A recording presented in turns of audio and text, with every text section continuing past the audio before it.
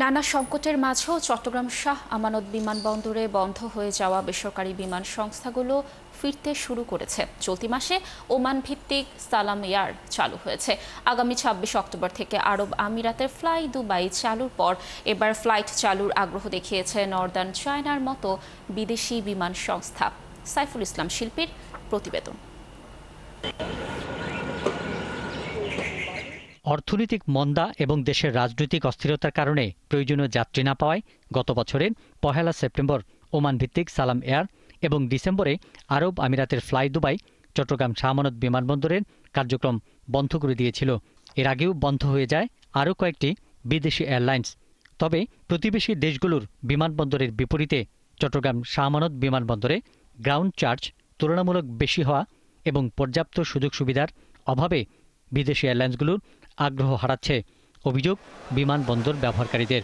যাত্রী পরিবহন যেহেতু বাড়তেছে, কাজে ফ্লাইট সংখ্যাও আমাদের বাড়াতে হবে। আর এক্ষেত্রে বাড়াতে গেলে আমাদের যেটা মেইন সমস্যা, এটা গ্রাউন্ড হ্যান্ডেলিং চার্জ, যেটা ভারত এবং পাকিস্তানে যে গ্রাউন্ড হ্যান্ডেলিং চার্জ অনেক কম, সেই তুলনায় কিন্তু চট্টগ্রামে আমাদের গ্রাউন্ড হ্যান্ডেলিং চার্জ অনেক বেশি। চট্টগ্রাম থেকে মূলত মধ্যপ্রাচ্যের দেশ সৌদি আরবের জেদ্দা, মদিনা, আরব আমিরাতের আবুধাবি, শারজা, দুবাই এবং ওমানের মাস্কাটে সরাসরি বিমান চলাচল চালু রয়েছে। গত ১৮ সেপ্টেম্বর থেকে সালাম এয়ারের চট্টগ্রাম মাস্কাট রুটে নতুন আরেকটি ফ্লাইট চালু হয়েছে। বর্তমানে এই রুটে সপ্তাহে তাদের ২টি ফ্লাইট চালু ছিল, এখন থেকে সপ্তাহে ৩টি ফ্লাইট চলাচল করবে।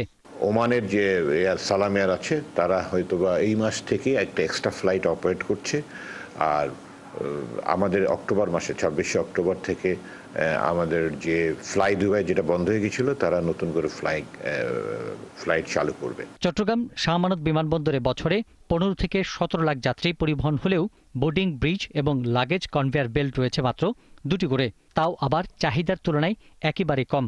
তবুও যাত্রী সেবা নিশ্চিত করায় এই বিমানবন্দর দিয়ে আগ্রহ বাড়ছে সাধারণ যাত্রীদের। চট্টগ্রাম বিমানবন্দরে যাত্রী ওঠানামা এবং ফ্লাইট সংখ্যা বৃদ্ধির পেছনে আমাদের এয়ারপোর্টের যেই বিশৃঙ্খলাগুলো ছিল সেগুলোকে আমরা শৃঙ্খলা ফিরিয়ে এনেছি। পাশাপাশি হচ্ছে এয়ারপোর্টের যাত্রী সেবার ক্ষেত্রে যে সমস্ত সুযোগ সুবিধাগুলো বৃদ্ধি করা প্রয়োজন, এগুলো বাড়ার মাধ্যমে মূলত যাত্রী সেবা এবং ফ্লাইট সংখ্যা বৃদ্ধি হয়েছে বলে আমি মনে করি।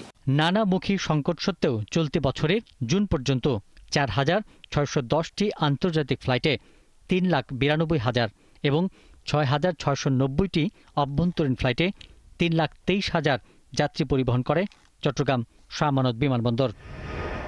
পিন্টু হাজং, ৭১।